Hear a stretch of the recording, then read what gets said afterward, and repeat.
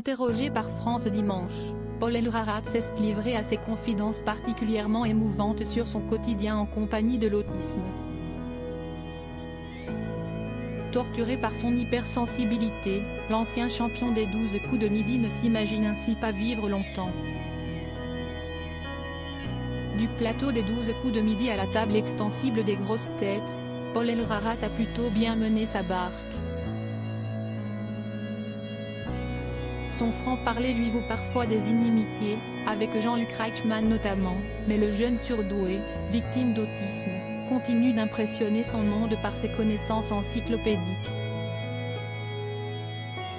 Seul le rayon amour paraît bien désert au regard de ses confidences sur sa situation sentimentale assez désespérante. Je n'ai jamais connu ce sentiment, avec les palpitations, les papillons dans le ventre, le plaisir infini de revoir l'autre, confessait celui qui n'a pas rejeté l'idée de partager sa vie avec une femme. Mais la notion même de tomber amoureux semble l'effrayer. J'ai peur d'abuser de ce sentiment jusqu'à l'excès. Au risque que la redescente soit catastrophique et occasionne trop de souffrance. Si estime ma façon de me protéger. Ne pas être trop heureux pour ne pas sombrer dans un profond désarroi une fois que le bonheur aura fui, explique-t-il à nos confrères de France Dimanche.